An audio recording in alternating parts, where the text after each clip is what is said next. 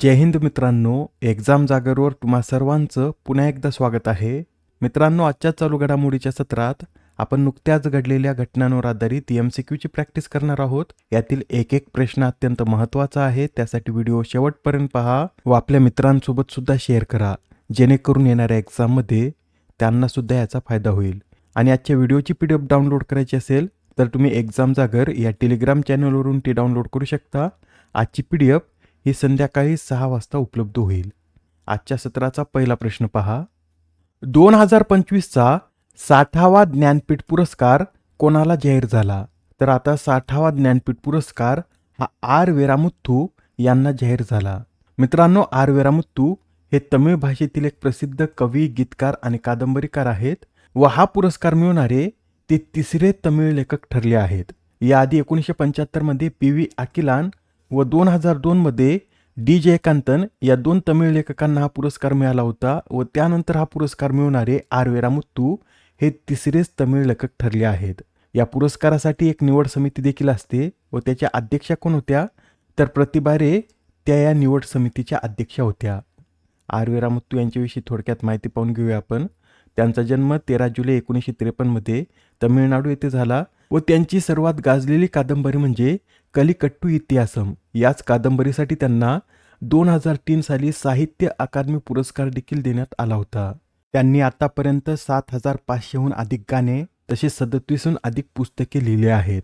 त्यांना भारत सरकारद्वारे 2003 मध्ये पद्मश्री तर 2014 मध्ये पद्मभूषण या पुरस्काराने देखील सन्मानित करण्यात आलं. त्यांचे काही गाजलेले पुस्तक सांगायचे झाले तर कलिकट्टूचा इतिहास, करुवाची काव्यम, वेरामुथ्थूच्या कविता व ध्यानर्थेसम हे त्यांचे काही गाजलेले पुस्तक आहेत. व तसेच त्यांनी 7 वेळा राष्ट्रीय चित्रपट पुरस्कारही मिळवलेला आहे. आता इथे ज्ञानपीठ पुरस्काराविषयी सुद्धा आपण माहिती पाहून घेऊया. या पुरस्कारांतर्गत विजेत्याला 11 लाख रुपये व वाग्देवीची प्रतिमा देण्यात येते. इमेजमध्ये दिसत असेल, ही वाग्देवीची प्रतिमा देण्यात येते व ही प्रतिमा माळवा प्रांतातील धारीतील सरस्वती मंदिरातील एका मूर्तीची प्रतिकृती आहे. आणि ज्ञानपीठ पुरस्कार हा भारतीय नागरिकास भारतीय संविधानाच्या 8व्या अनुसूचित नमूद केलेल्या 22 भाषांपैकी कोणत्याही भाषेतील लिखाणासाठी दिला जातो. हा पुरस्कार पहिल्यांदा 1965 मध्ये मल्याळम कवी श्री गोविंद शंकर कुरूप यांना देण्यात आला होता व ज्ञानपीठ पुरस्कार मिळवणारे पहिले मराठी लेखक कोण? तर वि. स. खांडेकर हे ज्ञानपीठ पुरस्कार मिळवणारे पहिले मराठी लेखक आहेत. याआधी 59वा पुरस्कार हा विनोद कुमार शुक्ल यांना देण्यात आला होता. 58वा जगद्गुरू रामभद्राचार्य व गीतकार गुलजार, 57वा दामोदर मोजो, 56वा नीलमणी फुकन तर 55वा ज्ञानपीठ पुरस्कार अकितम अच्युतन नंबुथिरी यांना देण्यात आला होता. ही लिस्ट सुद्धा नोट करून घ्या. जोड्या लावा म्हणून यावर सुद्धा प्रश्न विचारण्यात येतो. Next question. MP Birla memorial पुरस्काराने कोणाला सन्मानित करण्यात आले? या प्रश्नाचं उत्तर आहे पर्याय क्रमांक 4 म्हणजेच यशवंत गुप्ता यांना आता MP बिर्ला मेमोरियल पुरस्काराने सन्मानित करण्यात आले. यशवंत गुप्ता कोण आहेत? तर पुणे येथील नॅशनल सेंटर फॉर रेडिओ ॲस्ट्रोफिजिक्सचे ते संचालक आहेत व त्यांना आता यंदाच्या MP बिर्ला मेमोरियल पुरस्काराने सन्मानित करण्यात आलं. मित्रांनो, याआधी 2019 मध्ये हा पुरस्कार थानू पद्मनाभन यांना देण्यात आला होता व तेव्हापासून हा पुरस्कार देण्यात आला नाही. आता 2026 मध्ये हा पुरस्कार यशवंत गुप्ता यांना देण्यात आला आहे. या पुरस्काराची स्थापना 1993 मध्ये करण्यात आली होती व याआधी या पुरस्काराने जयंत विष्णू नारळीकर, गोविंद स्वरूप, के. कस्तुरीरंगन व APJ अब्दुल कलाम यांना देखील सन्मानित करण्यात आलं होतं. पुढील प्रश्न. मॉरिशियसच्या राष्ट्रीय दिनाच्या समारंभात कोणते भारतीय जहाज सहभागी झाले होते? तर यंदा मॉरिशियसच्या राष्ट्रीय दिनाच्या समारंभात INS त्रिकंद हे जहाज सहभागी झाले होते. मित्रांनो, मॉरिशियसच्या राष्ट्रीय दिनामध्ये दरवर्षी भारतीय जहाज सहभागी होतात व यंदा INS त्रिकंद या राष्ट्रीय दिनात सहभागी झाला आहे. यंदा मॉरिशियसचा कितवा राष्ट्रीय दिन होता? तर मॉरिशियसचा यंदाचा हा 58वा राष्ट्रीय दिन होता. Next question. देशातील पहिल्या वैद्यकीय तंत्रज्ञान गुंतवणूक मंचाचं उद्घाटन कोणाच्या हस्ते करण्यात आले? या प्रश्नाचं योग्य उत्तर आहे पर्याय क्रमांक 4 म्हणजेच पियुष गोयल यांच्या हस्ते देशातील पहिल्या वैद्यकीय तंत्रज्ञान गुंतवणूक मंचाचं उद्घाटन करण्यात आलं. या मंचाचं उद्घाटन पियुष गोयल यांनी मुंबई येथून केलं व या मंचाचा उद्देश काय? तर वैद्यकीय तंत्रज्ञान क्षेत्रात नवोन्मेष आणि उत्पादनाला चालना देणे हा या उपक्रमाचा उद्देश आहे. या 1,000 कोटी रुपयाच्या निधीमुळे देशात पुढील 3 वर्षात मोठ्या प्रमाणावर गुंतवणूक होण्याची अपेक्षा पियुष गोयल यांनी व्यक्त केली. लक्षात ठेवा, देशातील पहिल्या वैद्यकीय तंत्रज्ञान गुंतवणूक मंचाचं उद्घाटन पियुष गोयल यांच्या हस्ते करण्यात आलं. आता हा प्रश्न पहा काय म्हणतो. कोणता केंद्रशासित प्रदेश हा कार्यात्मक साक्षर बनलेला भारतातील दुसरा केंद्रशासित प्रदेश ठरला?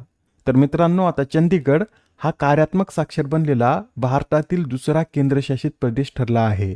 असे करणारा पहिला केंद्रशासित प्रदेश कोणता? तर लडाख हा पूर्ण साक्षर बनलेला भारतातील पहिला केंद्रशासित प्रदेश होता व तसेच भारतात पहिल्यांदा लडाखनेच कार्यात्मक साक्षरता प्राप्त केली होती. त्यानंतर राज्यात मिझोराम हे कार्यात्मक साक्षर बनलेलं भारतातील दुसरा प्रदेश तर एकूण पहिलं राज्य होतं. मिझोराम नंतर गोवा, त्रिपुरा व हिमाचल प्रदेश हे देखील कार्यात्मक साक्षर बनलेले आहेत.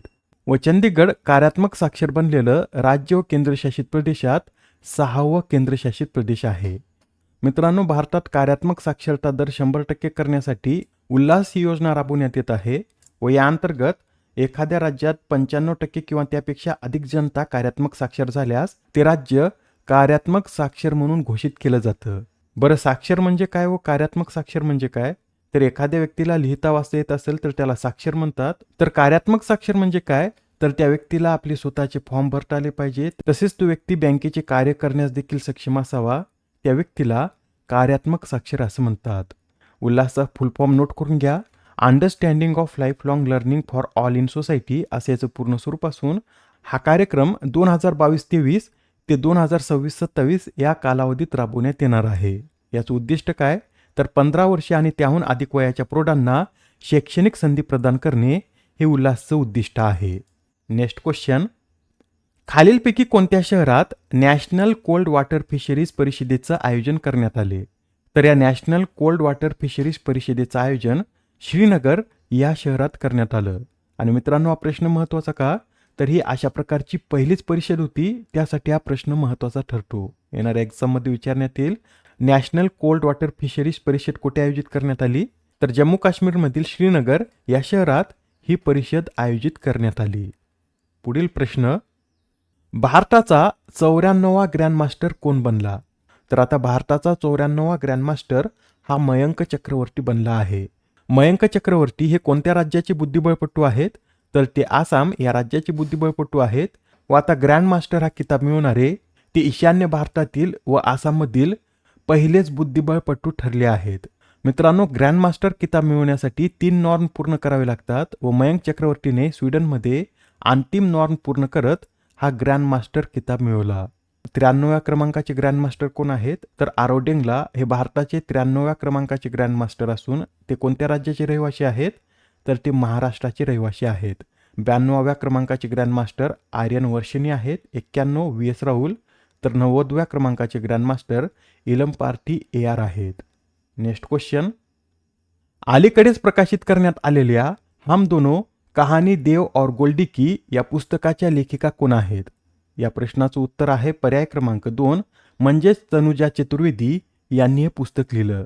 व हे जे पुस्तक आहे हे हिंदी चित्रपट सृष्टीतील दिग्गज कलाकार देव आनंद व सुप्रसिद्ध दिग्दर्शक विजय आनंद या जोडीवर आधारित आहे. या पुस्तकाचं प्रकाशन अलीकडेच मुंबईत करण्यात आलं. Next question.